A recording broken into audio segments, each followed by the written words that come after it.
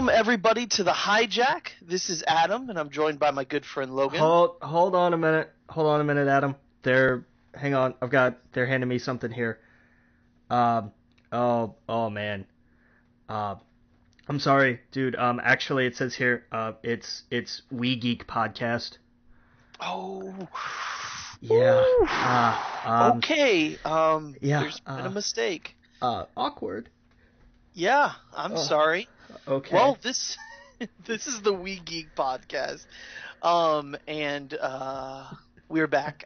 Sorry about the hold off last week. That was entirely my fault. But we're good. I'm better. As you can tell, my voice probably still a little bit bad, but it's a million times better. And man, how's your week been? It's been insane. Oh. Yeah, well, tell me a little bit about it.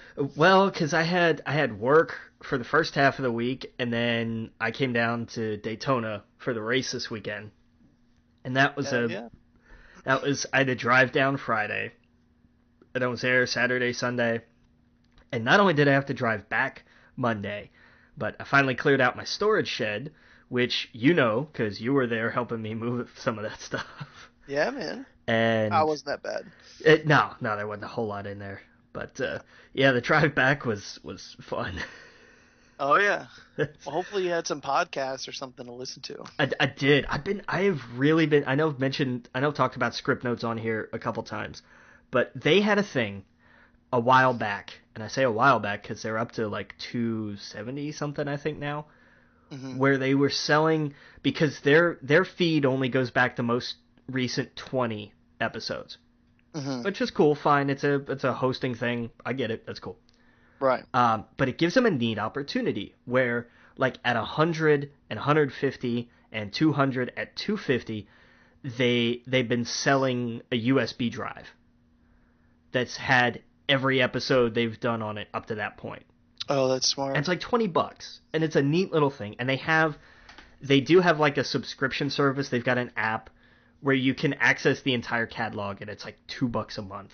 I think it's pocket change, and it's great. It's a fun little service. It's great. One of their slogans is they love to talk about how they promise they will never make money on their podcast. But who's the podcast? It's a couple of screenwriters. Craig Mazin, who did the Hangover sequels, he wrote Identity Thief. And John August, who did the adaptation of Big Fish, and then did it as a musical, which was really cool. It didn't run for terribly long, but it was actually a really good show. And the cast album is on Amazon. If anybody wants to check it out, it's definitely worth it. And he's right now he's working on Scary Stories to Tell in the Dark. Oh, yeah, because they're doing that for CBS Films. But it's great because the two of them, they started it kind of as a craft podcast. Like, well, here are questions that we hear all the time about writing screenplays, and it just grew because they're up to, they're running up on 300 episodes now. It's how long what they've was been the name doing again? Script Notes, ScriptNotes. Gotcha. It's so worth it. Because I've been listening to them while I've been making deliveries. And so I've been going through, 2, 3, 4 a day if we're busy enough. And when I got to 160, episode 160 is this amazing, bizarre topic jumping ride. It's hysterical because usually they go off on like a tangent. But 160 was like a tangent fest like we have, where it's not just like we go one place. We'll go like 4 places. But, ours are kind of contained in the realm of geekdom, in a sense, usually. Theirs just kind of went and spiraled into some really weird directions. And it was great because they kept saying, like, as it was happening, they were like, and now we're over here. Right. But it's great. And they have, because they talk a lot about not just what's the actual like catch for this show. It's a podcast about screenwriting and things that are interesting to screenwriters.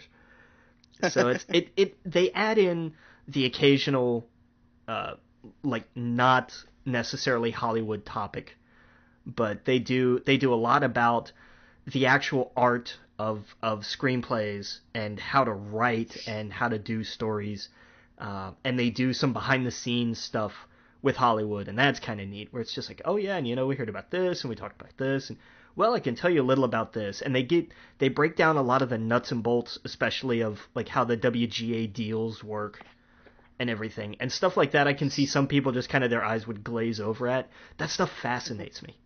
It really does. So definitely check them out. It's great. Actually, while you were talking, I just subscribed to them. Yeah, and there's no, like, you don't have to have a jump in point. Like, any episode can be a first. I love that. Yeah, no, one day, whenever we're slow on news, we should just kind of go over what each other are listening to. Yeah, totally. That'd be awesome. Because I honestly think I have like 40 that I listen to every week. Yeah, you listen to it. Like, I have like 2 or 3 that I listen to. I'm a crazy person. Regularly. Yeah, you do a whole. Well, it's like, I can't if I'm by myself, I have to have it in my ears, listening to something. I don't know why it's so weird. If I'm driving somewhere, it's in the car.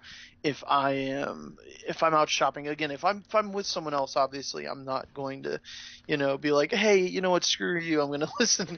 But if I'm doing anything, it's just constantly, I need something in my ear to keep me entertained. And like I said, I have podcasts that span from Jane Miles Explain the X-Men to Giant Bomb, which are the huge video game. I have all of IGN's Total Biscuit, the co-optional podcast. I have a slew of Star Wars podcasts. Tom and Dan, which are huge in Orlando. Tom and Dan are bigger than the local radio stations in Orlando. Yeah, dude, I have a ton. I just got 2 of them this week. I won't go into them, but one's about serial killers. So every episode is the title is Serial Killers, and every episode each week is just about a serial killer. It's such a cool little, like, stuff that I don't know that you would normally just catch on TV. Right. And you're like, oh, that's a cool story or whatever. Another one is called Lore, and it's just about lore of things. I think I've heard of Lore. It's very. I think I started listening to it, and it's dry. I think it was a little too dry for me. Right. See, I haven't listened to those 2 yet.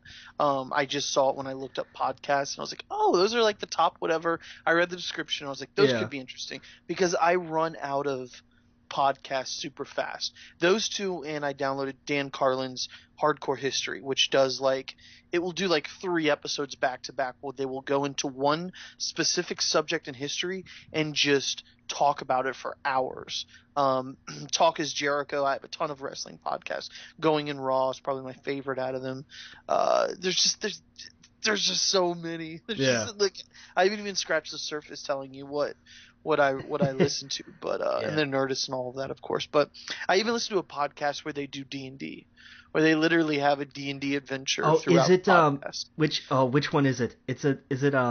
Well, this is actually attached to the group of podcasts that I listen to, which is Talking Comics.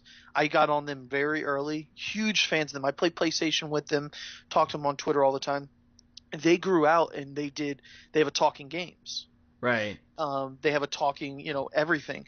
They did one called Adventure with an exclamation point. It's Dungeons and Dragons podcast. And it's the same people who are in all these other podcasts sit down and do a Dungeons and Dragon adventure, and they're all new at it. So I felt like going into it, like I'm just on the same level they are, because I don't know anything about it. Nice. And they were just having a blast. It was just funny to listen to them kind of tell their story and who got killed and everything else. Yeah, that would be fun. Like I could jump into that. I used to listen to Nerd Poker. Oh, okay, yeah. See. Yeah, which was Brian Posehn, and they had a fairly stable cast, at least for a little while. And then I just kind of fell out of it, because that's what happens with me in podcasts.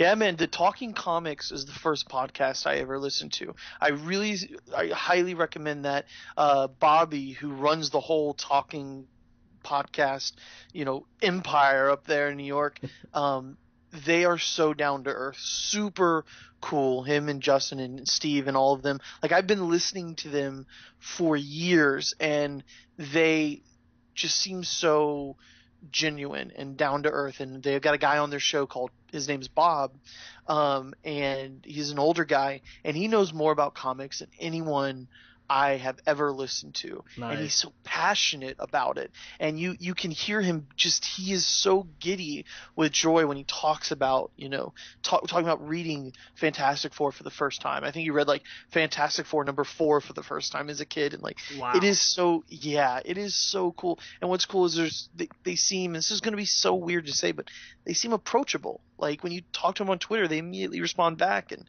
they're I've had emails, I've had strings of email with one of the guys, Steve Say, for years, and I've never met him. And it's just because you connect with those kind of people. So yeah, the talking comics, talking games, all of those, fantastic, Nice. absolutely fantastic. Very cool. Yeah, so we've done, geez, yeah, well, we'll get all back to that some other day. Well, that'd be really cool to kind of, maybe we'll make it like a special episode where we sit down and just kind of talk about all the podcasts we listen to, because I'm sure there's some crossover. I'm sure you listen to Steve Austin or something like that. On occasion, like I don't have. I'll do Oh yeah, like. KO on today. Oh yeah. And it was so good, yeah, Oh because he's like, nice. let's talk about the stunner. and it makes sense, like it totally, and I won't go too much far into it, but the way because Kevin Owens talks a lot in his matches, and he talks about how when he joined the WWE, he had a heavy French accent, and he has gotten much better with his English accent, and he was told by Steve Austin, never stop running your mouth. And apparently that's, if you think about it, that's all he does in matches. Yeah. That's one of his key things is you hear him scream to the top of his lungs something extremely funny, and it gets the crowd going. Is he okay? Check on him. Make sure he's okay. Like, yeah, Kevin Owens is the best. He really is. He talks about it because he's like, where'd you come that from? He's like, you told me to never stop talking, and all I watch is The Office. All the time. He's like, I'm watching The Office constantly because it reminds me of home, reminds me of my family. And if I'm not wrestling, I'm watching The Office over and over and over. And it's like, that's the same kind of humor he has, and so especially with Jericho and stuff like that, I listen to Steve Austin when he has people on that I know. Yeah. Because, like Braun Strowman, such a cool interview, like about how he got into the business and everything else. And, it's really cool. I won't go too much into it, but it was really fun to listen to. The same with Jericho. Jericho's got some people on, and JR, when he's got people on, those are the ones I listen to. When he's got names I just don't recognize, I'm like, okay, I'll pass. I don't know who Tough Enough Entrant 5, is, but when he's got names I recognize, I'm like, oh, okay, Eric Bischoff, that would be interesting. Yeah. All right. So we got a lot of news to talk about. We got a break coming up soon. So did you want to get into the Academy Awards just yet, or do you want to get into some movie news? Let me go ahead and just break down the winners list real quick. Okay. And I'll run this from the bottom up. Okay. Animated feature, Zootopia. Animated short, Piper. Live action short, Sing, Christoph Daek and Anna Udvardy. Film editing, Josh Gilbert for Hacksaw Ridge. Costume design, Colleen Atwood, Fantastic Beasts and Where to Find Them. Makeup and hairstyling, we're not going to discuss. Visual effects, Robert Legato, Adam Valdez, Andrew R. Jones, and Dan Lemon for The Jungle Book. Production design, Dan Wasco, Sandy Reynolds Wasco, La La Land. Original song, City of Stars, La La Land. Original score, Justin Hurwitz, La La Land. Sound mixing, Kevin O'Connell, Andy Wright, Robert McKenzie, and Peter Grace, Hacksaw Ridge.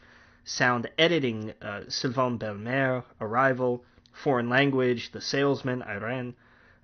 Documentary short, The White Helmets. Documentary feature, OJ Made in America. Cinematography, Linus Sandgren, La La Land. Original screenplay, Manchester by the Sea, Kenneth Lonergan. Adapted screenplay, Moonlight, Barry Jenkins. Supporting actress, Viola Davis, Fences.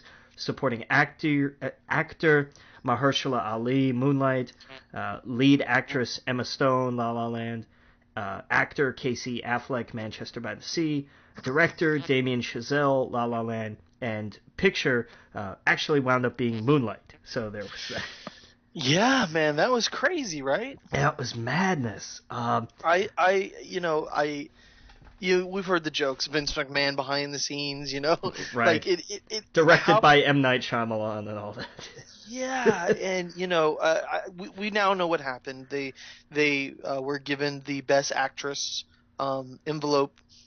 And what was crazy is, apparently Emma Stone had it as well, but apparently there were two, and Right, they always have backups just in case. yeah, and it was just madness because like, okay, La La won. That's what everyone was expecting. I looked away from the TV. I'm chatting and typing or doing something, and then all of a sudden I see the stage getting weird Yeah.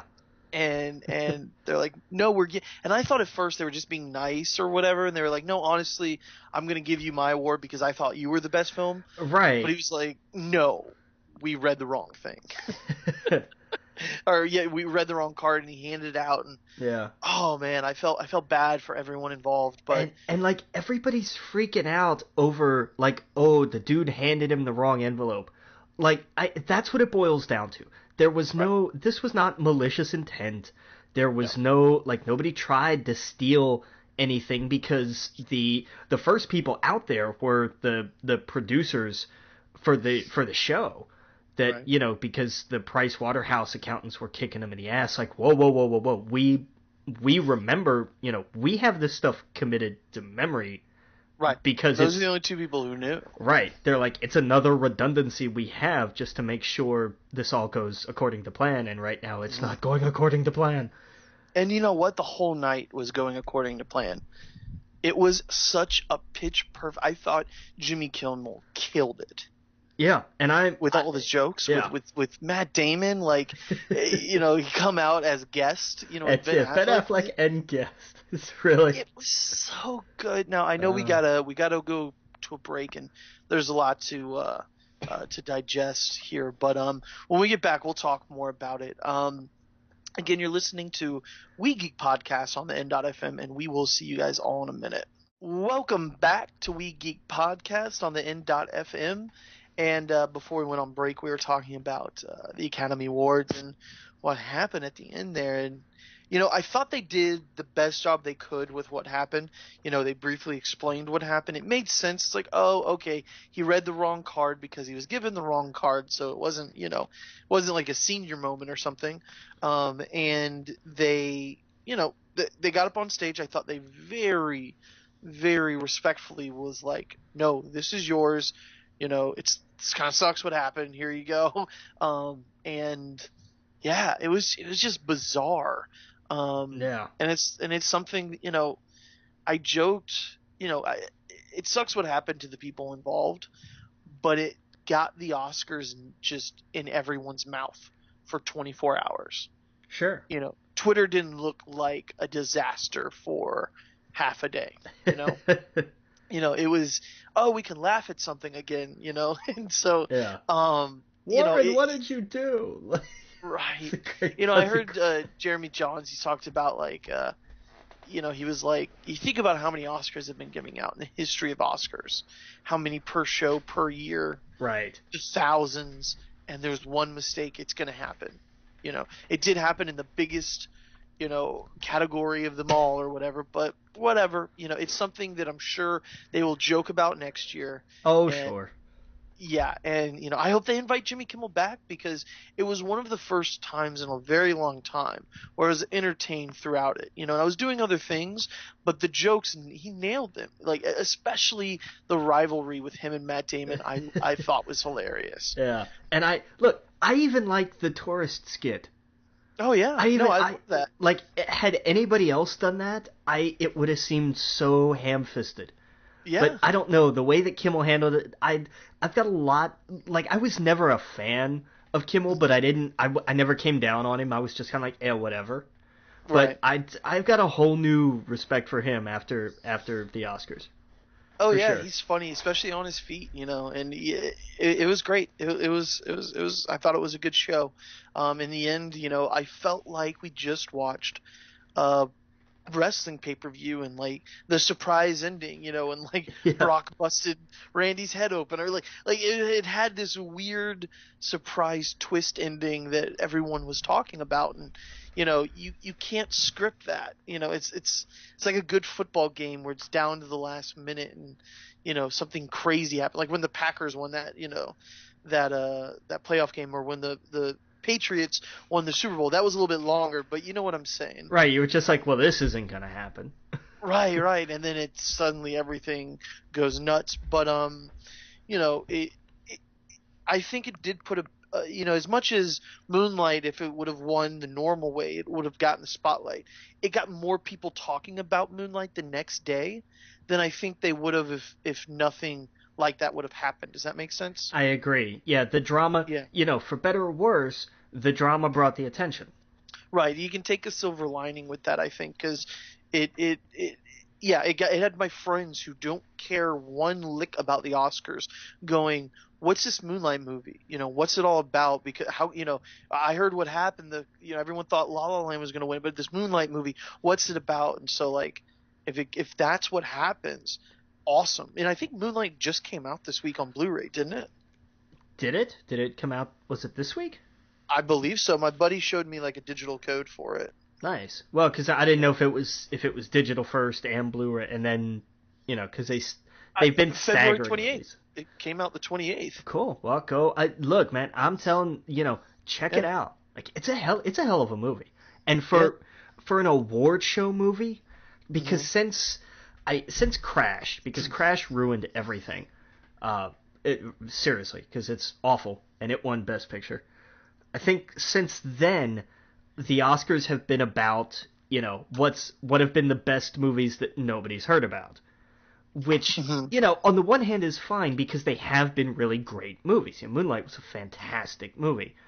But, think back to when, Lord of the Rings, Titanic, Forrest Gump, when movies that people watched were actually winning awards. And that's not what's happening now. Right. And, it's a reflection on what's commercially viable and what is commercially successful, and where's the disconnect between the general audience and the idea of what makes, an award-winning film. And, the argument of which is out of touch, the committees or the audience. The correct answer is the audience, by the way. But it's just, it's just, Moonlight is not a particularly abstract film the way that some of these are. It's a story. It's this kid grows up. At the heart of it, it's a simple story, but it's so poignant and so beautifully told, and it's really, really tremendous. Yeah, I gotta see it. That's one of the ones that I missed.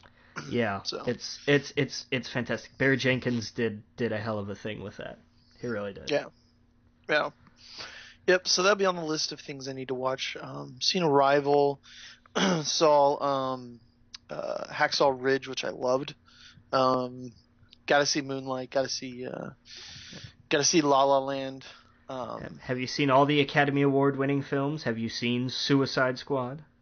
Oh, geez. Yeah, I've seen that actually. That's something that we all have to live with now. Hey, well, I mean, it had good makeup, but I thought Star Trek's was better. Star Trek's was infinitely better. It was. Well, they have the crocodile guy. I mean, they did have good makeup in it. I thought the characters looked fantastic, and that wasn't Suicide Squad's problem. Everything else was the problem. So as much as I'm with you, it sucks that it's now going to be taunted as this Academy Award winning film. It's not Academy Award winning is in the same way I see Nolan's Batman trilogy. Yeah, but it doesn't matter. The words are still the same, and I agree with that to a point. Like I think that matters to people who just want to get on the internet and be trolls. It doesn't matter to like actual people having real conversations. It's gonna matter to the studios. It's gonna matter in Hollywood. It's gonna matter It's gonna matter in the conversations that matter. No, I think the studios are smart enough to go, that was because of the makeup, not because of the script or anything else. I think they're smart to know, yeah, we won makeup, of course. I don't think anyone in the Marvel universe, they don't use makeup like that. If it's someone like that, they're CGI. You know what I mean? Yeah. If anything, maybe we get some more real, I don't want to say real characters, but like, practical effects on characters. Yeah. We're getting that with Guardians, True. but True. outside of that, the Oh. Avengers doesn't have anything like that. That would be visual effects, if anything, and they would win for. Which it will come. They make so many of them. One of them will win an award for visual effects or whatever. I don't even put those kind of movies though in the Academy Awards because I think they're seen just in a different lens than superhero films. You know what I mean? Yeah. Um, I don't. They're two completely different. When I go to the theater, there's certain films I want to see, and then there's other words I'm like, okay, I know this is going to be a slower, more drawn out, more where I think and come out with a different feeling. Unlike the Marvel films, where I'm like, I know I'm just going to go have fun at this. It's just going to be a lot of fun. True. Yeah, but movies like if I went and saw Moonlight or something in the movie theater, I I would hope to come out feeling changed. True. You know what I mean? Your complete mood should be like, and you should be thinking about it or whatever. Those are and I haven't even seen Moonlight, but what it's about and whatnot. That's what I think of with those kind of films. And I think Christopher Nolan got as close as you can get with superhero movies being on that same level, and I'm sure we'll get some soon. Marvel's, I think, done a great job at making their films so different that it's not out of the realm of possibility that they tiptoe in Nolan's style for some character, some random character. I think they do their best work with that on Netflix. Yeah. Agreed. Right, but those are series; those aren't movies. So, and I honestly don't think Disney is they care about money. You know what I mean? I think they make money hand over fist with those so much that I don't even think they consider the Academy Awards when it comes to those kind of films. Yeah. I mean, at the end of the day, let's face it, the business of the film business is business. Right. So Right. what you want. I mean, look, the hardware is nice. If how many Academy Awards have we won?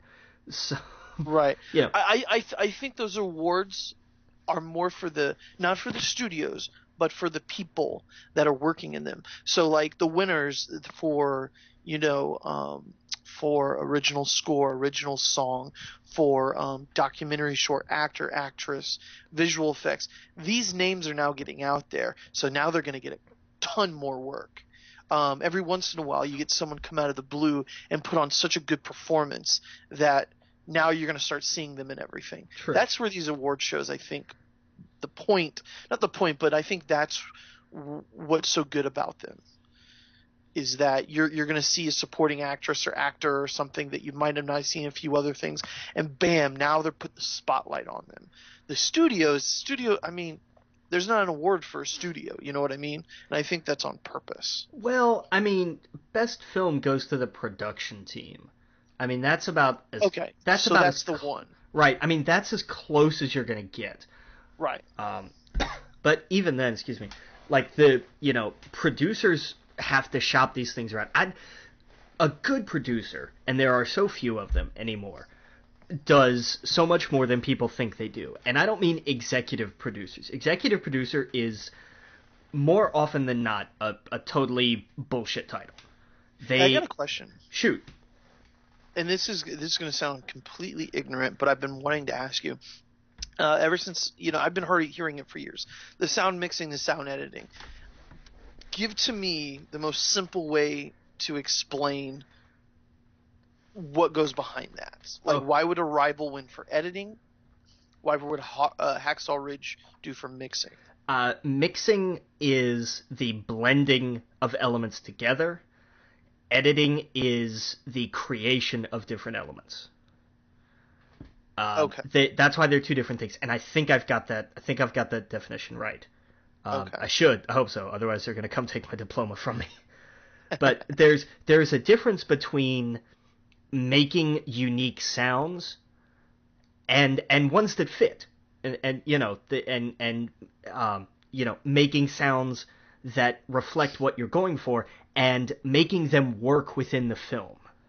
Okay, so mixing is like them like it's like in Star Wars when they come up with the sounds of the AT-ATs and stuff like that. That's yeah. I'm gonna have to look because Yeah. I cannot remember which is which. I always had it in my head that editing was creating the sounds, mixing was applying. Oh, okay, so that would be I editing then. I think So like Arrival, because there's some weird alien sounds in that one. right, and that would be why. Right. And mixing is when the how they implemented it. And I thought they did a great job with Hacksaw, especially the scenes where suddenly there's an explosion and you can't hear anything, and Yeah, it's crazy. Have you seen Hacksaw Ridge? I have not yet actually. Ooh, so good. So good. Crazy, crazy good. I Yeah, was shocked because I and was like, yeah, and the Kevin O'Connell has been nominated. Have you seen his story? from what I understand, he's been nominated a million times but never won. He's been nominated this for Hacksaw. Hacksaw Ridge was his 21st Academy Award nomination, Oh and it wow. was his first win. And sometimes he was nominated for two films in the same year and lost. Yeah, I mean, let's go over them. Terms of Endearment, Dune, Silverado, Top Gun, Black Rain, Days of Thunder, A Few Good Men, Crimson Tide, Twister, The Rock, Con Air. Oh, Con Air, crazy. Yeah, The Mask of Zara, Armageddon, The Patriot, Pearl Harbor, Spider-Man, Spider-Man 2, Memoirs of Genosha, or no, how do you pronounce that? Geisha. Memoirs of a Geisha. Geisha, yeah. Apocalypto, Transformers, Hacksaw Ridge. It makes sense he did Apocalypto. Yeah, Um, that's crazy. yeah. That So is yeah, crazy. I had it right. The editors. Genosha. I'm reading too much X-Men. Yeah, I had it right. The editors create the sounds, the mixers put them all together. I thought that was right, but Okay. I wanted That to, makes sense. yeah, I wanted to be sure. Yeah. Yeah. That's But crazy. Well, good for him. yeah, it's about damn time. Any surprises for you? Did you expect that animated film and everything else? Nothing really. I mean, Suicide Squad was disappointing, but not really surprising. Right. No, I mean, nothing here really took me by surprise. There weren't any upsets, I think. Casey Affleck a little bit, Mhm. because Denzel's performance in Fences was tremendous. I never saw that. Yeah. It's good. It's a movieized He seems like play. such a jerk. That's why I don't want to watch it. But I mean, sometimes that's his best stuff. Like when you give him that edge to be a hard ass, like it works. Like, yeah, I don't know. It's like, I just don't like confrontation. So it's like when I see that trailer, I'm like, this guy's an asshole. I just don't want to. I don't want to watch that for an hour and a half or 2 hours. I don't know. I'm sure it's got a great story, but anytime I see a trailer or commercial, it's literally him just being a jerk to his son. The entire trailer. And I'm like, God, I don't want to watch 2 hours of that. Yeah. Yeah, but I'll see it, of course. Yeah. But I mean, nothing really. I mean, no big shock, no big upset. Yeah. Yeah. No, well, imagine if Arrival won Best Picture. That would have went crazy. That would have been an upset for sure. Yeah. I mean, I it thought was it was good too. it was good, totally. I always root for the sci-fi. Just a little part of me wants them to win, even though I know they don't have a shot. Yeah. Yeah. The interesting thing, another little bit of trivia, the costume design award that went to Fantastic Beasts and Where to Find Them, the first Academy Award for the Harry Potter franchise. Oh, really? Their first win, yeah. Did you know that? How do you pronounce his name? The sporting actor from Moonlight. Mahershala. First Muslim to ever win. I did know that. The Academy Awards. I saw an article about that. Thought that was cool. Yeah. How about that? People who aren't white can act. Who knew? Like, Right. Exactly. this was a good year for the Oscars. It was. It really Yeah, was. I thought it was too. And It had, a bump here and there, but yeah. overall a good year. Oh yeah. Oh yeah. I agree. Yep. All right. Well, that takes us, I believe, to our next break. Yep. Again, you're listening to We Geek Podcast on the N.FM. When we come back, we'll talk more about movies. See you in a minute. Welcome back to We Geek Podcast on the N.FM. And before we get into movies stuff, I want to ask you real fast. There's been a few Alien Covenant things coming out. Have you seen any of them? Like they had a 4 or 5 minute long clip, and then they had a trailer. I saw the trailer. Yeah. What did you think of it? Because I know you've been very hesitant on wanting to see this film or whatnot. What did you think of the trailer? It's pushing me. A part of it pushed me in the direction of like, oh, this looks interesting, and then it's like, oh, xenomorphs in the daylight, and I'm wanting to root for this movie now. I've gone from this movie's crap to this movie may not be crap, but I don't care, and now I'm into this movie may still be crap, but I care. Right. I actually kind of want this to be good now. Well, I think the Xenomorphs in Daylight, I think we saw one clip of them. Right. I'm positive, 100% positive we will get close quarters, Xenomorphs, especially with some of the clips we saw in the... Yeah. I'm glad we didn't see everything. I think that was done specifically to be like, here it is in all its glory, this is in the film. Right. But you should really check out the 5-minute clip because I completely forgot that some of these people were in here, like James Franco. Yeah. And what's his face? Oh, it just goes blank. The bigger guy, James Franco and Danny McBride. Yeah. Oh yeah, that's right. And the 5-minute clip is really just the crew sitting around, relaxing, kind of celebrating what they're doing, and they're having real conversations. They're having honest conversation. Like Danny McBride is making some jokes, and I think you need some of that. And they're all sitting around having a beer, just relaxing, and it's like, oh, this is making them feel like characters. This is making them feel human. And in the back of my mind, I'm going, this is just so they can tear them down. Right. For the rest of the film. Exactly. That's how you write a story. Yeah. And, and I think one of them starts to choke in it. And for a moment, you're like, oh, is there a xenomorph inside of them, or whatever. And it's really cool. It's a really cool scene. And I love that they've shown that to people that might be like, oh, I don't know about this one. I think this could be really good. I'm way more excited about this than I have been for one of those kind of films in a while. I could care less about the Predator one at this point. This one I'm super interested in. So we'll see. I'm excited. When does that come out? Do you have any idea? I don't remember. 2017, right? Oh, May 19th, 2017. Yeah. I was gonna say, it's a few months away. Yeah, it's not too far. I remember that much. Yeah. Well, we got some great movies and games coming out soon. So yeah, let's get into some... much to the surprise of some people, I'm coming out Friday. So. Oh yeah, exactly. Wait, I was like, what do you mean by that, Logan? It's like, don't you have a girlfriend? No. Yeah. But yeah, no, Logan, dude, it is all over. I think they even show the Rotten Tomatoes score in a commercial. Yeah, well, because that's and all the reviews are just like, this is the movie you want it to be, and that's all I need to hear. Like, you don't. That's it. You don't have to say anything else to me. Like, that's all I need. I don't want to see any more of it. Absolutely. I'm absolutely seeing it this weekend. I think I'm seeing it because the way my schedule is, I work the late shift, so I think I'm going Friday morning to go see Logan before I work.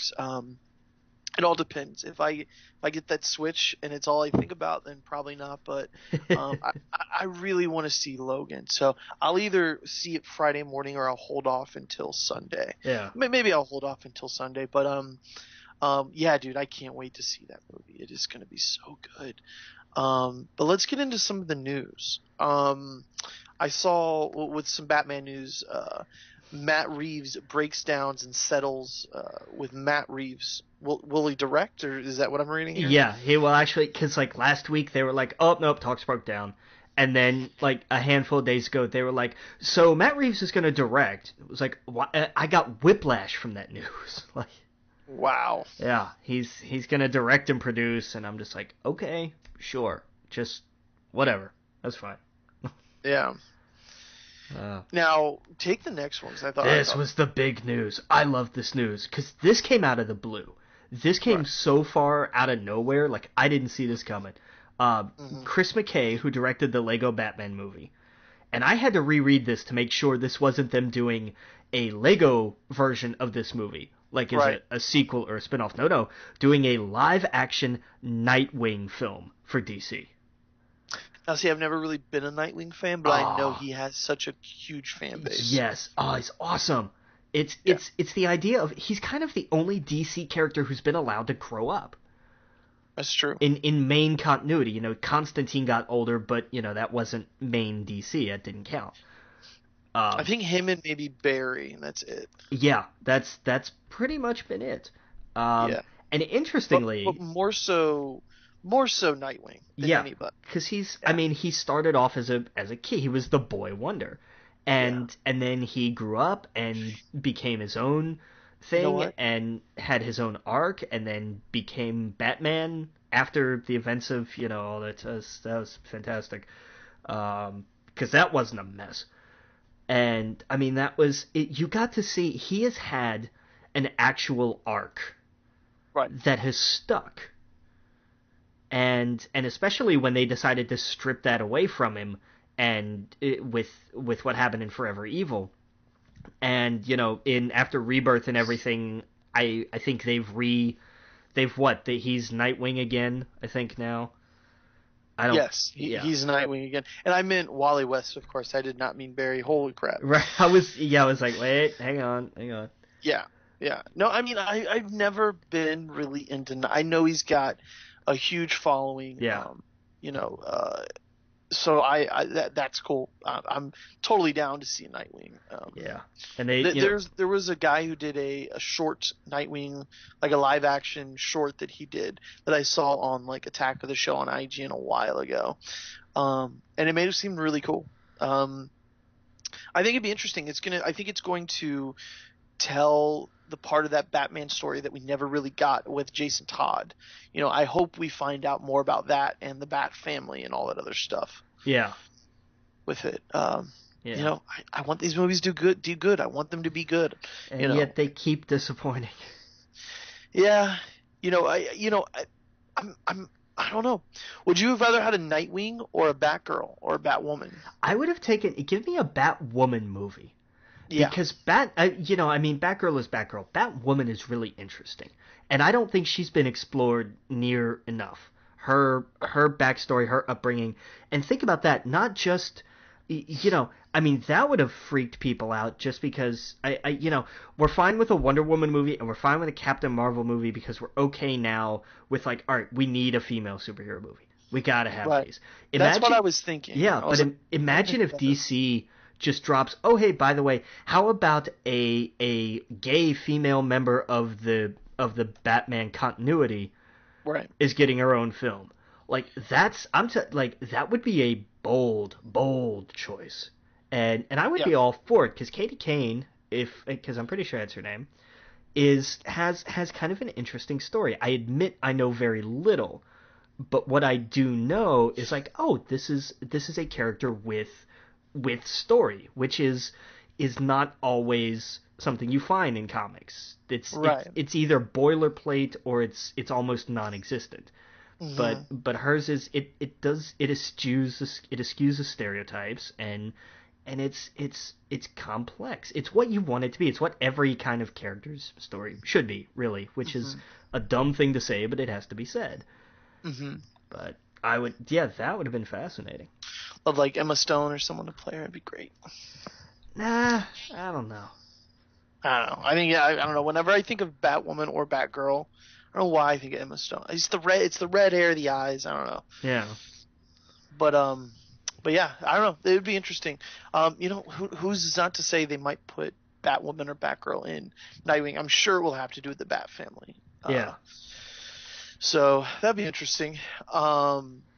Suicide Squad 2 is in talks with Mel Gibson to direct the sequel. Yeah, they want Mel Gibson for Suicide Squad too. Yeah. Well, look, I mean, Hacksaw Ridge. Oh, dude, it was fantastic. Like, but look what he can do. I mean, I just, I don't know, man. I think I think Mel Gibson's way above this. Yeah, but no. Like No, Mel, I absolutely do. I don't see him making superhero movie. I don't know. All of his movies just are not near that kind of subject yeah, matter. but remember he worked on The Expendables. Ugh, I mean, that's close. That kind of big actiony film. I mean, you're right. That is. I just don't. When I think of Mel Gibson, I don't think of those kind of films. You don't think of Mad Max, who was in himself kind of a superhero figure? Did he? No, but I mean in the movies he's directed, the movies that he sits down and makes, his nothing like those. His biggest directed film was about one of the biggest superhero figures of all time. What movie did he direct that I'm not remembering? The Passion of the Christ. Oh, come on. Look, man. I on. know it's an old. You can't compare that to Suicide Squad 2. I know. I'm in the grand mythological sense. I was being a little facetious there. Right. But he did the beater. Come on. Tell me that wouldn't have made a hell of a movie. Right. But but I mean, there is, it does kind of speak to Mel. Mel likes these larger than life kind of figures. He likes these mythological kind of figures. No disrespect, but I mean, look at Braveheart. William Wallace, the kind of this sort of hero. Like, he likes these characters. Even the Patriot he was drawn to. It's like he likes these big characters. So I don't think he's above this. I think I don't know if it's exactly up his alley, but I don't think a hero team movie is completely out of the norm for him. Yeah. I don't know. I don't know if he were to make a Marvel or a DC film. I think he would have more leeway in a DC film. I think he'd do a better Daredevil movie, especially with the Christianity and stuff like that. Yeah, maybe. I don't know. More grounded. When I think of Suicide Squad, I just don't think of grounded. I think of I don't know. I think of big, it just extra. Just a lot of extra stuff. Well, I mean, Apocalypto wasn't a small film. Like, it had big themes, it had big moments, it had big set pieces. Mel can think big. I guess, I just think of I don't know, I could see James Gunn jumping over and doing that or something. That's totally a James Gunn film. Right. Oh, yeah. But we'll see. It's apparently he made a point again this week that we're still in talks. Nothing's final yet. Right. So I don't know. I don't expect it to happen, and it would be a strange pull for sure. But I don't think it's quite as crazy. It's crazy, but I don't think it's quite as crazy as some people think. Look who we're talking about, though. Crazy. That's true. Yeah. David F. Sandberg, Lights Out, is in talks to direct Shazam. Yeah. Good choice. Interesting choice. Yeah, that's what I was gonna say. It's interesting. Yeah. I don't know. I missed The Rock at the Oscars. I wasn't watching. He got up and he was like, "I'm going to sing," and was talking like how he had called the producers for the Oscars and was like, "I'm going to sing and it's going to be great," and they were like, "Yeah, no." Oh. His bit was short, and he was The Rock. What are you gonna do? I saw that he was doing the people's eyebrow. Yeah, he did that at the end. That's great. And then he called CM Punk. Right. Oh yeah, exactly. Oh man, you never believe what happened, Phil. Right. Oh Uh, man, go ahead and take the next one here. that would have been fantastic. Oh yeah. Yeah, a little Wonder Woman casting news. David Thewlis, and I'm sure I'm mispronouncing that, has been cast as Ares, as the villain. He played Professor Lupin in the Harry Potter films. Oh, okay. So I liked him. yeah, he was good. He can carry it. He can do that kind of dark and menacing. He's got it. That'll be good. He was in the Theory of Everything. Yes, he was. Yeah, yeah. Cool. We got you actually go ahead and take the next one here. Yeah, we got some X-Force news. Joe Carnahan is going to direct. Good choice. And he's co-writing the film with Ryan Reynolds. Which is crazy. Ryan is trying to be like the next Simon Kinberg over there. Yeah. And I don't mean like he's trying to take his place. I just mean he's like Ryan is going to be like I got this. The Deadpool end of the X-Men spectrum. He's like I got this covered. Deadpool, X-Force, anything like that. He wants to have a handle on. And you Smart. know, if as long as they keep turning out like Deadpool, more power to him. Like, Yeah, they should be funny and they should be fun. And yeah.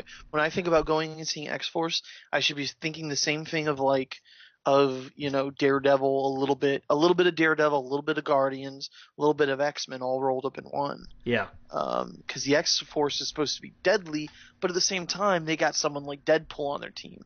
And it also depends on what version of X-Force they're going after here, because they were very different.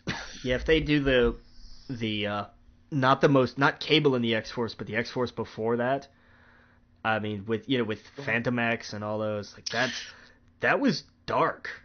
Very, very like, dark. Was... And I think maybe they'll have one or two characters that are very dark, but especially if they have Deadpool, even though he was in the dark one, and actually honestly in comic form, that was my favorite version of Deadpool. And it would make sense that if in the movie he is reined back a little bit, because I can't imagine it will be rated R. Who knows? Well, what do you think? Do you think they would do? Because that would be their third rated R superhero film. These things make money. That's all they're going to look at. Do they make money? Deadpool was a gamble. It paid off. Logan is going to be a gamble. It's going to pay off. So that's true. So do they differentiate between X-Men and X-Force?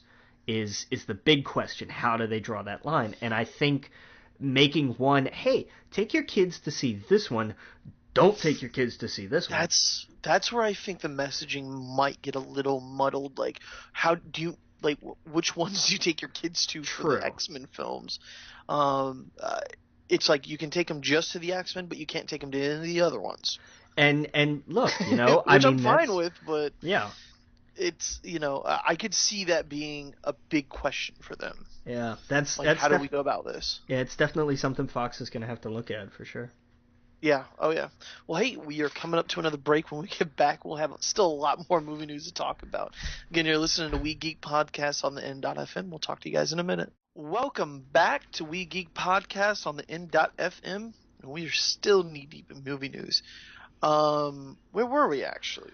Talking about the R-rated wing of Fox's X-Men franchise, which kind of bleeds over into the next bit we've got here. Oh, yeah.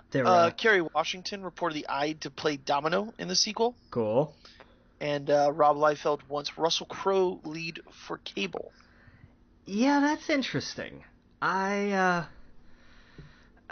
don't know. Russell's a little too soft-spoken, I think. I think so, too. Yeah, I mean, Cable, he's almost got it. But Cable, to me, is a little more mean. He's a little more emotive. Like, Cable is like the eternal drill sergeant. Mm-hmm. Is the way I see him. Like, he is the in-your-face. Get me the guy from Avatar. Whoever was the villain in Avatar. I don't like him. But I mean, that was Cable. That could be Cable. Like, that, the look, the sound, like, that's what I think of when I think of Cable. He was the one a lot of people, he wanted to be in it too. Yeah. Let me look up his name, but I did not like, because he just did not. Stephen Lang. Yeah. Yeah, give me, yes. He I will was take it. I don't know if it was too skinny or old. I don't know. Um, I just did not like. I could see Stephen Lang getting it. I could see Russell Crowe getting it. I honestly don't know. Um, like I always say John Hamm for all those kind of roles, just because I think he's got the look. Yeah, and I Um, keep forgetting John Hamm's a big dude. he's big. I He's always forget that. Like every time I see him, I'm like, God, he's not a skinny he's guy. the he's the size of what everyone remembers their dad being when they were Yes, little. yes, that's the best way to put it. Yeah, that's a fantastic phrase. I love that. Yeah, and so that I think he would be perfect as Cable. I thought he would be a great Doctor Strange. Like he's got to get in these movies, one of these at some point. He's Yeah, got the chin for it. yeah. If for nothing else, yeah. Right. Man, I miss Mad Men. That was such a good series. Um, but yeah, so that's some news. Gotham City Sirens director David Ayer teases Black Mask as the villain. Interesting choice. I approve. Yeah, that makes sense. Star Wars: The Last Jedi outed as plural by foreign titles. I believe it was the German titles that. It was the German one first, and then the Spanish one. Right. So this is cool. So that means we're gonna get some Last Jedi. Makes sense. There's not that many out there. Right. I mean, we knew there were at least two. Yeah, exactly. I really think that Ben, they're gonna still try and get to join them. Like, dude, you're fucking up. Like, we get it. You killed your dad. We can talk about it, but I don't know. I still think that they're going to, maybe wrongfully try and talk him down, because I don't know. So many things could happen in the next one. Yeah, But think about I mean, they've done that with Vader though. exactly. I think that's why if they decide to try to go down that road again, they have to have it fail. Right. Like, it can't be. You have to have the inverse of what happened in a sense. We had, Anakin killed the younglings, became Darth Vader. Ben killed all the other Jedi Padawans, became evil. Well, to be fair, I think Ben crossed a line that even Vader couldn't. And I think they did that on purpose to show that this kid is going further than Vader. He did something. True. Vader saved his son. So to me, Kylo Ren, it's kind of like, when you do something wrong and you're wrong, or you're in an argument and you realize halfway through, shit, I'm the bad guy here. Yeah. But you just keep being a jerk. But you eventually, okay, I'm going to apologize, but give me just a moment. I think maybe that's where he's at, where he knows he fucked up and he knows he did cross the line, but he did it just so that he can be completely consumed by the dark side. That was the only way that was going to work. Yeah. One of the things I need to get in the next few weeks is the 3D IMAX Blu-ray bullshit that they came out with that had the J.J. Abrams commentary on it. Oh. And from the clip that I heard, he talks about that. He talks about how Kylo Ren, that Han Solo actually did in his writing when J.J. wrote this and helped with it. You are supposed to, the audience, feel that he is being talked down. But there's the moment where he's like, I need to go further. I need to push this if I want to become powerful. And it's like that bridge that he's crossed, and he's gone too far now. So now he can't look back. Yeah. And that's where his headspace is at. So who knows? Maybe Luke and maybe Leia. Maybe there's like before you kill other people, maybe we can still, we can't just completely make him a villain and then he continues to do villainous things. Maybe we can get him back on our side. I don't know. I don't know if there's redemption after you kill Han Solo. Spoiler alert. Yeah. We're like a year and a half out. I know. So, but yeah, it's so interesting. I can't wait to get pumped back into it. We are far enough away from Rogue One and not as close to Episode 8, where I'm not in the Star Wars mood. I'm sure I will be in a month or two when Thrawn comes out, the book. That's when I think it'll start to ramp up. Yeah, that's April, right? Yeah, and that's when Nice. I'm going to Celebration, and that is when I will be in full blown Star Wars mode. That is what. Yes, because you will see the first trailer for Episode 8. I have no doubt in my mind. Oh yeah. Well, I think it's going to be. They said there's supposed to be a huge surprise at the opening for the panel on Saturday. I don't think we're going to get the trailer there. Maybe we will. It makes sense, I guess. Well, I mean, production's wrapped. I want it to be something else. I want them to be like, guess what? Everyone in the room, you now get to see the movie. Totally unrealistic. I'm just kidding. Yeah. I hope we see. I don't even know what I want to see. It's a Celebration. I want to see the trailer, obviously. I want to see. I want to see what they're working on video game wise, which I don't know if they'll have anything there, but that's what I'm interested in. I don't know. It's going to be a blast. There are two things that I would want to see. If it's like, here's my list. Show me what is Visceral working on. What game are they doing specifically?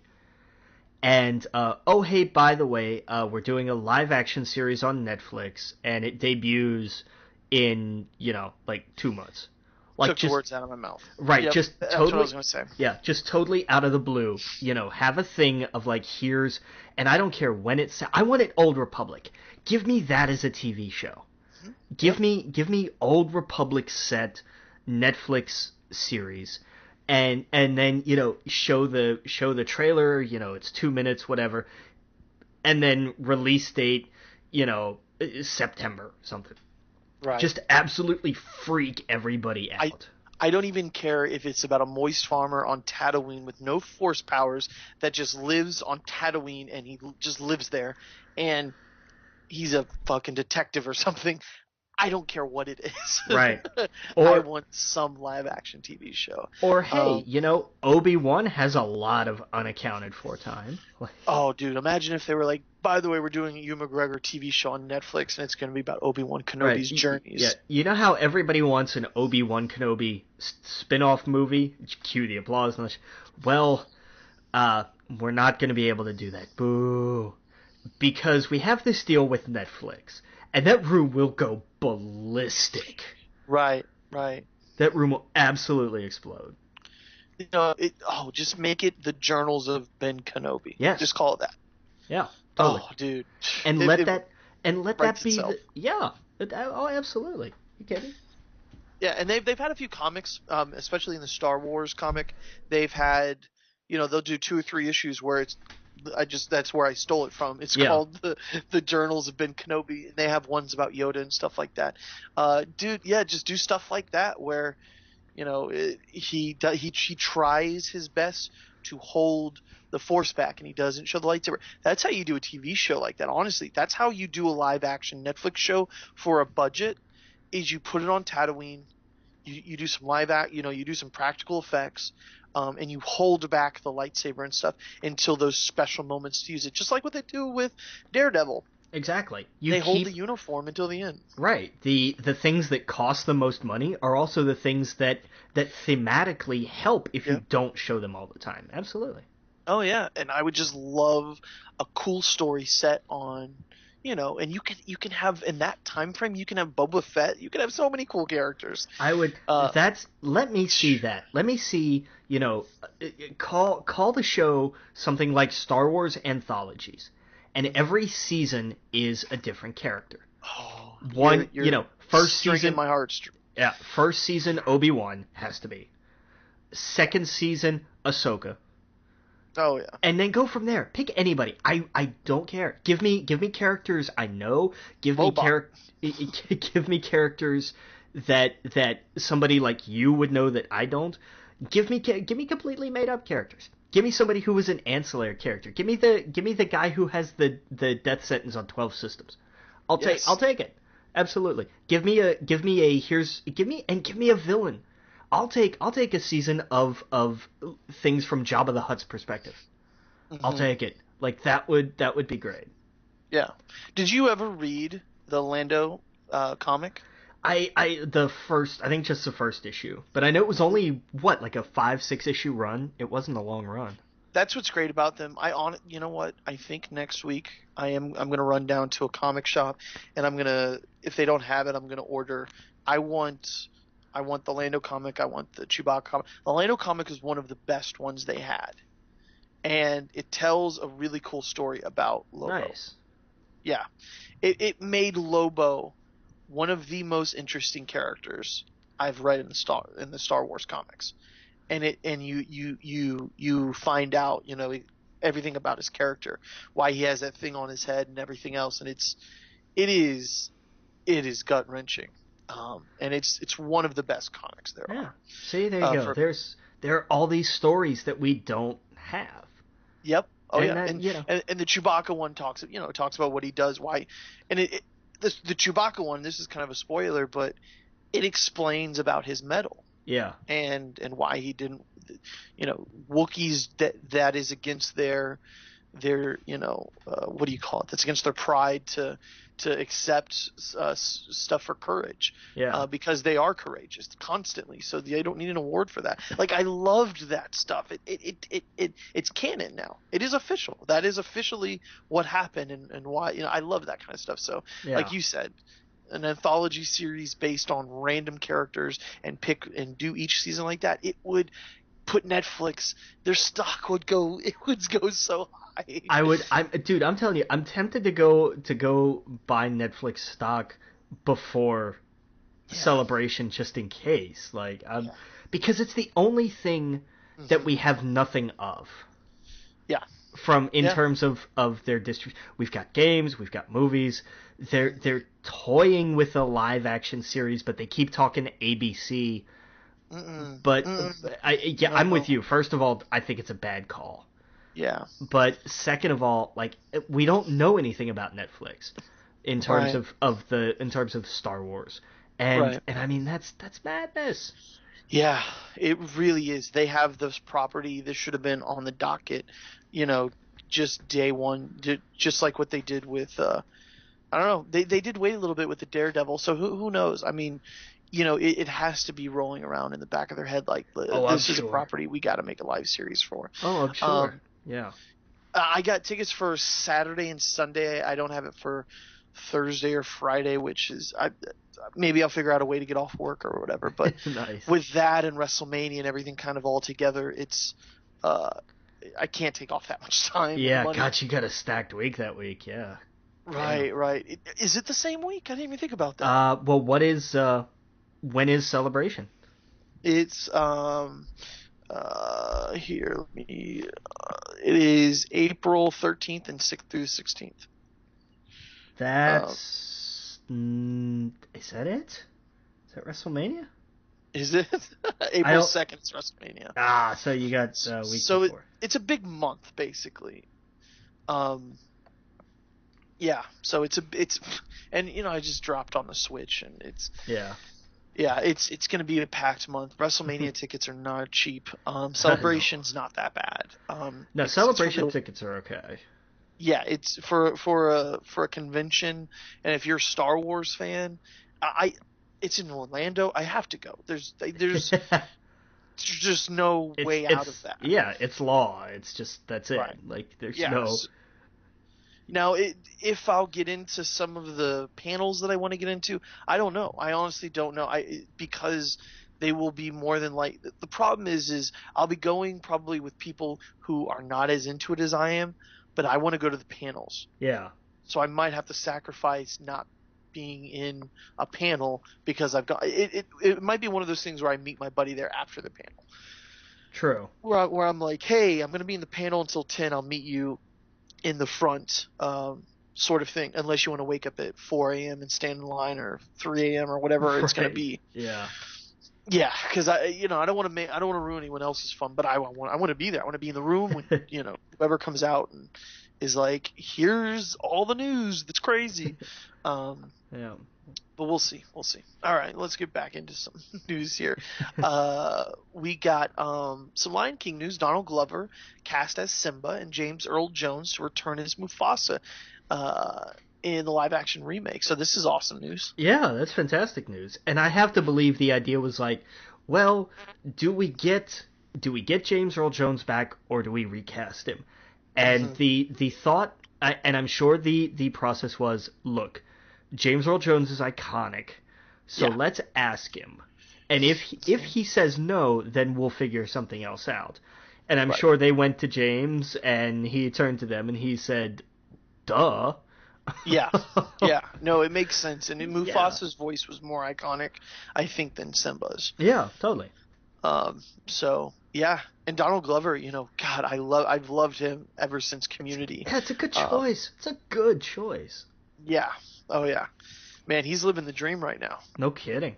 He's in the biggest properties on the planet. He's got his own TV show that is his own thing. Yeah. I That's what's mean, cool. He's got where it's his area and he can be completely in control and creative, and then he can go play with other people's toys, yeah, he toys that gets he played with as a kid. yeah, he gets to be Lando and Simba. Like I'll Yeah, yeah, okay, sign me up for that. he's gonna. I bet he wakes up at night like, how did this? What is life? Yeah. Um, Huh? it's crazy. Um, what else we got? The Predator Shane Black tweets about production has begun, so that we got that. Yep. Um, the comment I said earlier about Predator, Shane Black being in it actually does excite me, but I'll wait because the Predator as a character just doesn't excite me. Yeah. Um, Alien Covenant, the first cast photo revealed, trailer released. We talked about that. Yeah. We got to take a quick break. When we get back, we will try and finish movie and get into TV. Again, you're listening to We Geek Podcast on the N.FM. We'll see you guys all in a minute. Welcome back to We Geek Podcast on the N.FM. And I'm going to try and get through the movie news a little bit faster here. We got The Irishman, Martin Scorsese, film starring Robert De Niro, acquired by Netflix. So that's crazy. Martin Scorsese film is going to be sent and produced right onto Netflix. Now, do you think it'll be in the theater first? No, I don't. That's great. I think That's they insane. yeah, they may do like the New York LA thing for awards consideration, but it's not going to be wide release. No, it's going to be like Bright. It's going to go straight to Oh Netflix. man, Netflix is on another level. They Yeah, really are. yeah, and I know I didn't throw it here. Did you see the trailer for Bright? Yes, What? during the Oscars. Yeah, what the fuck, man? Well, we knew it was going to be about that, right? Yeah, but like I wasn't expecting it to look how it did. Like I mean, it Oh, looks cool. yeah. No, when Max Landis was on the Kind of Funny show, and he spoils everything he talks about. He's like, no, he goes, I thought of the idea of Last Watch meets Dungeons and Dragons. Yeah, Like, you've never seen anything like that. Why don't we make a movie about half humans, half orcs, or I'm sorry, a team of that is consistent of a human and a orc, and they magic in this world is kind of it exists, but most people have never seen it. So it's kind of like, and what happens is in this movie they find a wand, or there's reporting of a wand in the middle of the hood, and a wand is like a nuclear weapon. We all know what a nuclear weapon is. It exists, but we've never seen it. You've never seen it. I've never seen it. Does it exist? It has to, right? But no one's actually really ever seen it except a few people. So that's how we put it. It was like, what if someone found that, and how deadly that could be? And let's make it The Last Watch and put Will Smith in it. So I was like, that's such a cool idea. I totally see that. And he just got everyone on board. They were like, "Yep, sign us up. We want to see that movie. That sounds awesome." But yeah, so that's really cool. Well, I forgot what I was gonna say. Uh, but yeah, yeah, the Martin Scorsese thing. Speaking of that, have you seen the documentary that's coming out on Netflix called, I believe, Five Came Back? no, It is Five Came Back is going to be a three-part documentary that has Scorsese, Spielberg, a bunch of other filmmaker, uh, you know, uh, Coppola, um, just a ton of other filmmakers talking about five filmmakers who came back from World War II, um, uh, and made movies about what they saw. Nice. That's yeah, I'll watch that for sure. The original movie was 1939, and it was about those five filmmakers who went there, saw what they saw, and came back and did their best to portray it on film. This is a movie about those five filmmakers being discussed by the biggest filmmakers on the planet right now, who were inspired by those filmmakers, Right. obviously, Spielberg and whatnot. So yeah, I think it comes out in like a month or two, so just check for it on Netflix. Speaking of Netflix, you go ahead and take this one. I know. Yeah, Mystery Science Theater, their new season debuts on Netflix on April 14th, which is awesome, and I can't wait because it's some of the old cast. It's Felicia Day and Patton Oswalt, and just like it's awesome. I love what they've added, and it looks great, and I'm so ridiculously excited. Oh yeah. I'm definitely gonna enjoy that. For sure. The cast set looks funny. Exactly how it should. Yeah. Can't wait for that. Now I don't think I mentioned it before, but the cast photo for Han Solo was released. Looks cool. Yeah. Woody Harrelson stands a little bit out. That's gonna be the one thing where I'm gonna be like, I've seen you a million other places. This is weird. You're in a Star Wars film, but that was the only thing that stood out. Yeah. Mission Impossible 6 director Christopher, how do you pronounce that? McQuarrie? McQuarrie, yeah. Says that some surprise characters will return. Yeah. I forgot who's in that franchise. I don't know who's. Yeah, right. Because they've rotated like none of the first cast is in the second, is in the third, is in the fourth. Like almost nobody. Simon Pegg's the only like recurring character. And what's his face? Jeremy Renner. Who? Jeremy Renner, or was he just in the last one?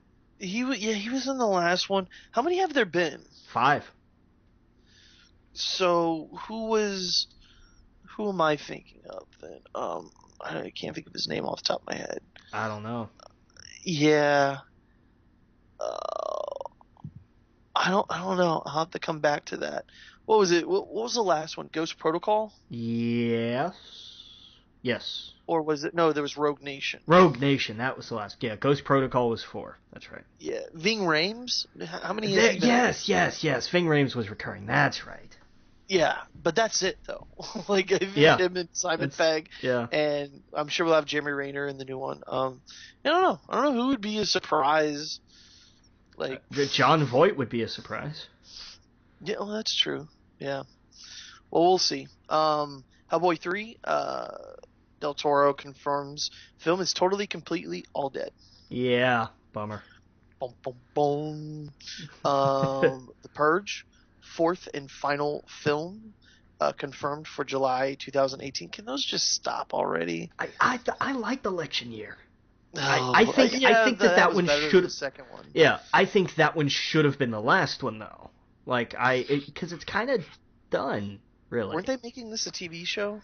Yeah. Or they floated that idea? I think like it was discussed. I would rather it be one last movie than a show. Yeah, for this, definitely. I'll take that. Yeah. Because I don't want to spoil the last Purge, but wasn't that it? Like, wasn't that the whole point of it? That was kind of the idea. We should stop doing this. Right, yeah, that was kind of the idea, yeah. Maybe it's a prequel, who knows? It's hard to tell. Yeah. Or maybe it's like the Purge ended, but did it for some people? Right, yeah. or you know.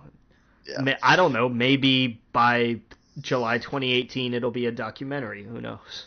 Yeah, exactly. Yeah, maybe someone will become elected in the movie and change the previous laws. Who knows? The Raid, the Western reimagining, gets Joe Carnahan, The Gray, Bad Boys 3, to direct. Yeah, okay? Joe Carnahan. Does that name sound familiar? No. We talked about him a little bit ago. He's writing and directing X-Force. Oh, okay, that's right. So this is interesting. Cool. Yeah. A lot of action. Yeah, big time. Awesome, awesome, awesome. Let's get into some TV news now. I thought this was super interesting. Castle Rock, which is Steven Spielberg teaming with J.J. No, Abrams. Stephen King. Did I say Spielberg? My Yeah. bad. Stephen King teaming with J.J. Abrams to executive produce new Hulu series. Now, Castle Rock is where, from what I understand, where all the Stephen King books take place. Yeah, it's the town. It's the fictional main town. He's kind of set more or less everything in. Is this gonna be like a town full of all of this creepy stuff and like? I wonder, are they doing Once Upon a Time the Stephen King version? Oh man! Like, I'm down with that. I'm totally down for that. Totally down with it. Absolutely. Every once in a while, you tiptoe into some other Stephen King mess. Oh man, that would be great. That would be fantastic. Yeah. Sign me up. Marvel Inhumans. Ewan Rowan, Game of Thrones cast member as Maximus. Anson Mount, Hell on Wheels, cast as Black Bolt. Yeah. Good casting.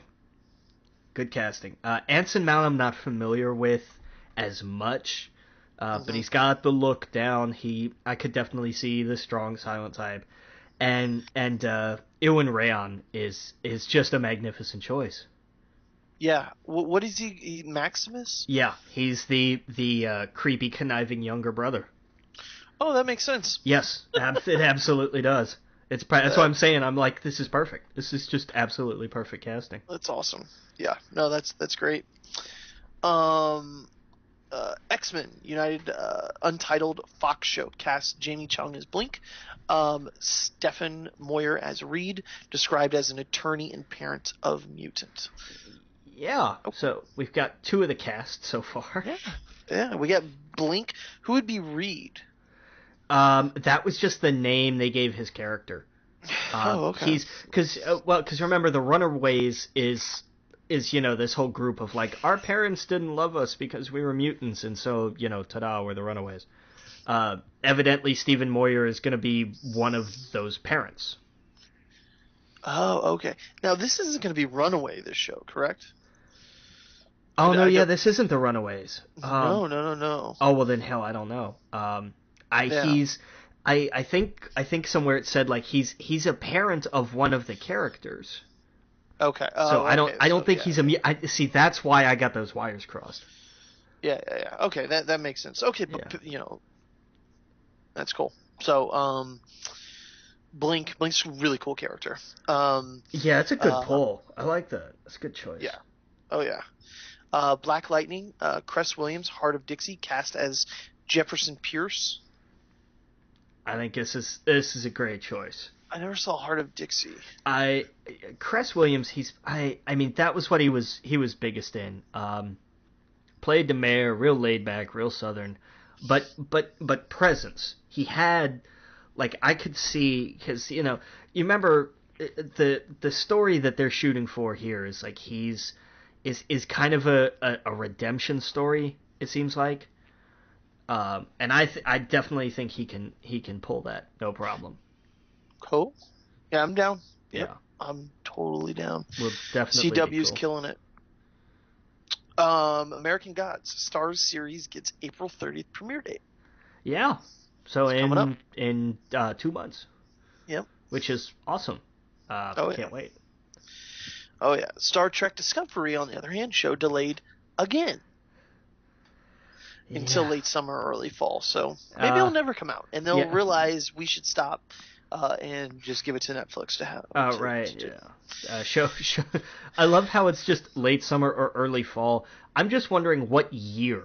Yeah. I'm just going to say. Dios míos. I don't. Well, let's dabble into some video game news here. So Middle Earth: Shadow of War leaked. The sequel was officially announced. And it's going to come out on August 22nd. Yes. I love the date. Yes. I love the date. We need more games in August, and I think this year especially, we are going to get a good amount of video games. Well, there's already been a ton of video games already released. Yeah. Neo and we got now Horizons and Zelda's this week. Um, Tons of games already released, and I like that we're going to get some now in the actual summertime, and then some later this year for a holiday. So this is great. I, I Um, I think it's time for video game companies to stop being afraid of summer. And I right. get why they are. Everybody goes to the movies, everybody goes on vacation, except they don't so much anymore. Well, and see, that's where I was listening to kind of funny people, and they've talked to Sony. Sony's smart. That's the only studio I guess they were talking to.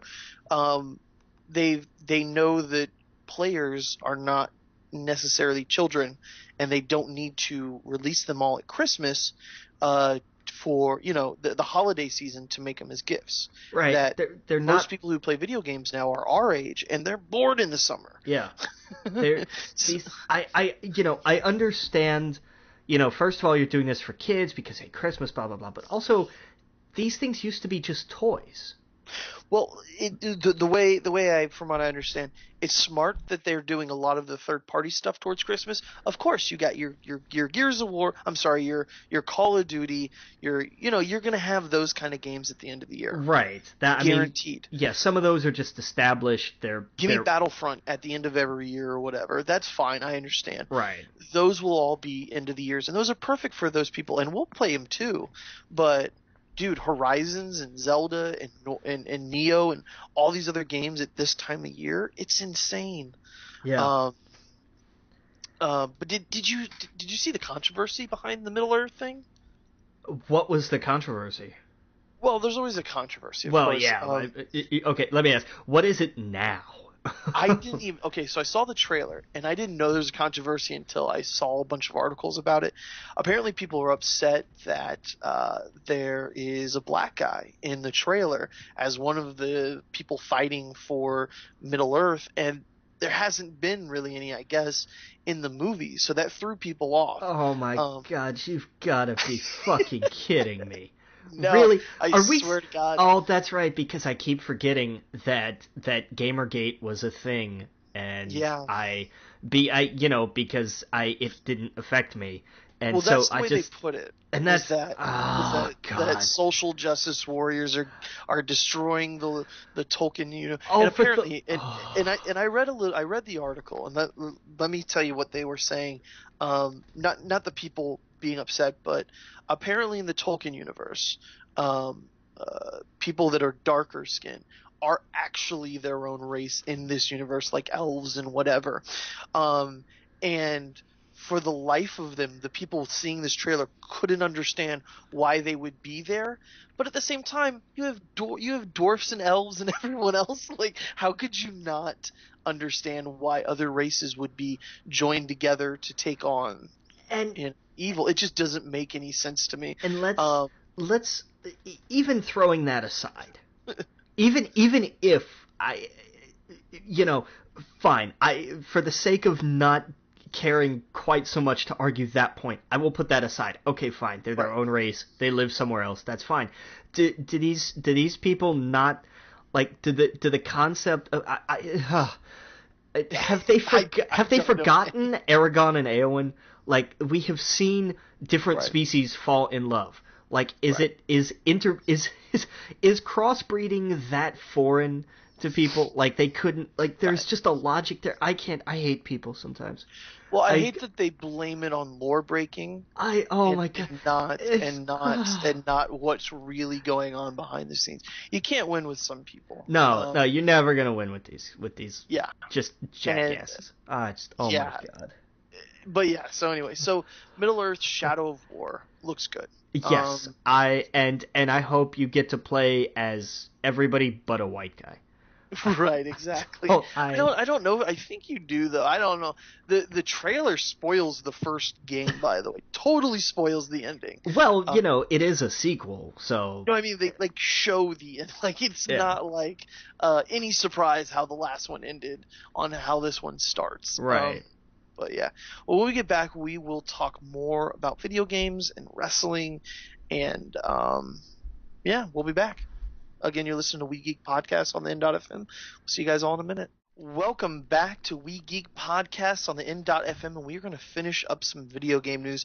On the break, we were talking about just how crazy some people are with that Middle-earth Shadow of War. There's a movie that we haven't really talked about that is getting, I think it was a 100 Rotten Tomatoes, and it had like 97 scores. Sure, it's probably dropped by now, but Get Out. You remember the film? Yeah, which it's a Jordan Peele, Peele, right? I believe. Yes. Yeah, I always say Key and Peele, and I think of both of them at the same time. right. Um, the movie, it delves into racism, and I think racism is the horror in that movie. I really want to see it because of just how many people came out of that saying how fantastic it was. I don't know if I can pull up the Rotten Tomatoes real fast. 99% right now. 99% with 148 critic reviews. That's insane. That is 99%. And apparently there's billboards. I was listening to one of the podcasts I listened to, which is Vice's gaming podcast, which is called, I don't know. I'll figure it out in a second. But they were talking about, and anyone a fan of Giant Bomb knows. Oh God, his name just went blank. Anyway, I'm trying to think of too many things at once. It's called Waypoint. And anyway, he went and saw Get Out, and apparently it was Austin Walker. I'm sorry, went and saw Get Out, and apparently there's billboards out there that says "Turn around, get out" in certain neighborhoods across the country as like advertising, like you've gone the wrong way, you need to get out, sort of thing. And like they don't look like billboards, they look like signs that people put up to tell other people to get out, and so I was like, oh, that's pretty smart. Yeah. Crazy. But yeah, man, I meant to bring that up earlier. I need to see that. I want to see that so bad. Yeah, it looks good. It's the idea of like it's a horror comedy about racism. Yeah. Which if you pitch that, like you must have the pitch for that must have been amazing. It must have been the greatest pitch in cinema history. Oh yeah. Because think about that phrase, a horror comedy about racism. Yeah. How do you sell that? But I mean, if they've got the story, then hell, more power to them. Oh yeah. And about conforming and what can you get used to, and apparently it's like about that sort of stuff. Like, what do you let slide when you hear something like, what? Like, what did he just say? Yeah. I don't know. The trailer looks crazy where the guy's like, you need to get out, and he freaks out for a moment. Yeah. And he's brought back down to whatever he's on. So yeah, anyway, we don't have much time, so we'll move on. But yeah, I want to see that. I wanted to bring it up because it just popped in my head. And the Waypoint, go listen to that podcast. Austin Walker, fantastic. He's from Giant Bomb. Nice. Okay, Square Enix company forms new studio. You take this because I haven't. Studio. It's Studio Estolia. It's headed by Hideo Baba, who has been on a ton of the Tales of games. A lot of people love him.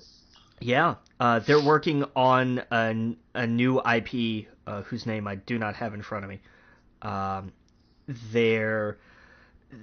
Square's talking about doing Final Fantasy XIV for the Switch. That'd be cool. Yeah, that might actually have me interested in playing, but just because that's a really I like that idea. And we saw some screenshots from Kingdom Hearts 3 and the 7 remake. Yeah. So I think 7 remake on Switch would be great. That's not gonna happen. But that's so you wouldn't be able to download that digitally. That's too much space. No, my God, holy hell. Yeah. I love the idea if they released all the Final Fantasies on the Switch. Like, sure, go for it. At least 1 through 6 or something like that. I would, dude. We haven't. This isn't in the news. But did you see and I don't want to go through. There's a whole list of the Nintendo indies they released today. Did you see any of this? I think maybe I saw a headline, but I didn't read any of it. Okay, so they announced over 60 games today. Jesus. Yeah, some of them are the ones that everyone knows about, like Shovel Knight is coming to it. What's that one with the ukulele? Um, Stardew Valley, of course, and Stardew Valley is going to come with a multiplayer mode. But then there are Blaster something or another that looked really fucking cool. Okay. Eight bit, uh, whatever. Blaster Master Zero is what I was thinking of. There's games that are like, um, uh, almost look like Grand Theft Auto, uh, the first and second one, The top down, the like, top down. Well, a game called Shakedown Hawaii, which is like a 16-bit Grand Theft Auto game. okay. Yeah, dude, like there are, and it's just and they just real like this is what they should have done with the presentation with Switch because they just nailed it with one guy, I forget his name. He was obviously American. This is what they really should have done for the American, announcement.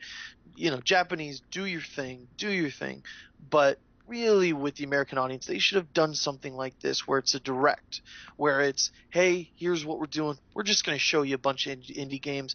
And it was just one after another. And every single one of them, I'm like, I will never pick up my Vita again Wow. because this is taking over what that was because Wow. all of the games that I saw looked like games that Sony would be announcing for the Vita for the next year, and that's what I wanted the system for. I wanted a handheld system that plays smaller, more condensed, old school style type games, and if that gets you going, that got me going. I have my PlayStation 4 for the big games like Horizons and stuff, but I also have this Nintendo system that's going to give me that nostalgia, that solid game. Like I don't know, it's just I'm really excited for it. Nice. Yeah, dude. What else was there? There was something else in the news, but I forget. Irrational Games Studio rebranded as Ghost Story. Yeah, Ken Levine's got a new, like, it wasn't like they closed it and reopened it or they renamed it. Like, it was a whole, the way it seemed like it was completely restructured, and so they changed the name too. Yes. So, Um, did you see what Microsoft unveiled today or no, yesterday? what did they unveiled? What PSN should have been, or the PSN Plus, Now. I'm sorry. What am I saying? PlayStation Now. Okay. It is a $10 monthly service gaming subscription, which I think is already cheaper than what PlayStation Now is. Yeah, because now is not cheap. It is over 100 games, both Xbox 360 and Xbox One, including Halo 5. Um, Netflix style, where you actually download the game and then play it, so you're not streaming it. Right. And it is yours to play as long as you pay the monthly fee. It comes with games like Mega Man Collection, Terraria, Mad Max, Lego Batman, Fable 3, Saints Row 4, Halo 5, and they said each month they'll be adding Xbox One and 360 games to that. There you go. So That's dude, yeah. that's massive. I agree. That's exactly what PS Now should have been. Yeah, Oh yeah, no oh question. yeah. Avatar, Ubisoft, and Massive Entertainment working on new title set in James Cameron's film universe.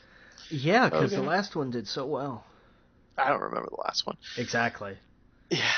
Did you see the Um. guy from EA has stepped down? Peter, what's his name? Peter Moore, is it? Yeah. He's gonna go run a football team over in Europe. Which is crazy. It's hey, good for them. Yeah. They worked with FIFA so long. He was like, I'm going to go do that. Okay. Oh yeah. There was something else today, but I forget. Oh yeah. YouTube started their own TV service. Did you see this? That's right, and it doesn't have a lot of the channels that people want. No, I think it does. I think it has channels that young people want. It has all of the local networks, of course. It has what's really important is the ESPN channels. The main reason people don't cut that part of the cable is because of live sports. That's the Fair. number one reason. Fair. And it has like three of the ESPNs. Um, I think the only channel it's missing for me is it's got USA Quad Wrestling. The only channel it's missing for me personally is AMC. That's it. AMC. Yeah. Yeah, but it has everything else. So I mean, if you're paying $30 or $40 a month for cable, and you don't want to pay the cable company another $100 for a box and everything else, unlimited DVR. Come Yeah, on, that's awesome. that's bold. That's big. I Yeah, applaud that. and it's connected to all of your devices with your same account, so you can finish Rivendell on your phone and then catch it later on your television through your application on your PlayStation or television. So I don't know. I think it's competitive. I think it's very competitive. And it's missing a lot of Viacom stuff, which who knows? Maybe a few years down the road they'll make a deal and suddenly you'll have Comedy Central and some of those other channels. Yeah, I wouldn't hold your breath on that. Yeah. All right. Well, you go ahead and take the next one. Yeah, we got some WWE Hall of Fame news over the last couple weeks.